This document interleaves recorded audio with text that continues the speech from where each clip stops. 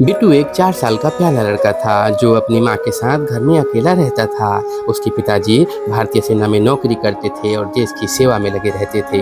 बिट्टू हर रोज़ अपने पिताजी से मोबाइल पे बात करता था और उन्होंने बिट्टू से वादा किया था वे इस दिवाली घर आएंगे और बहुत सारे पटाखे लाएंगे। बिट्टू बड़े ही उत्साह से उस दिन का इंतजार कर रहा था।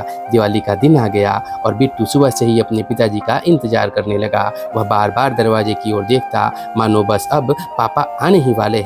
लेकिन दूसरी ओर जिस गाड़ी में बिट्टू के पिताजी घर लौट रहे थे उसका रास्ते में अचानक एक्सीडेंट हो जाता है।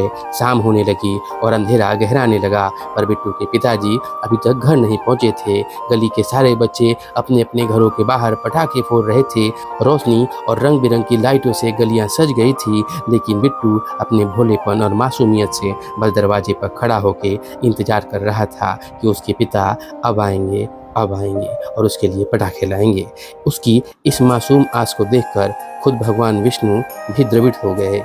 उन्होंने बिट्टू के पिताजी का रूप धारण किया और उसके पास दिवाली मनाने पहुंचे। बिट्टू ने देखा कि उसके पापा आ गए हैं। उसकी खुशी का ठिकाना नहीं रहा। वो दौड़कर भगवान विष्णु के रूप में आए अपने पिताजी से लिपट गया और उनसे ढेर सारे पटाखे जलाने का जिद करने लगा।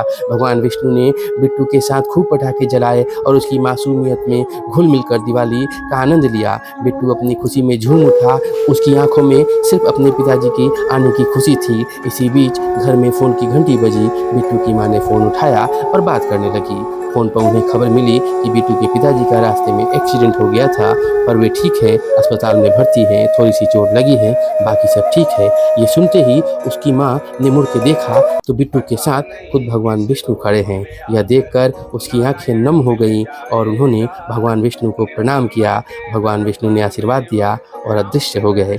बिट्टू के घर में उस दिन असली रोशनी आ चुकी थी, विश्वास और भगवान के आशीर्वाद के रूप में।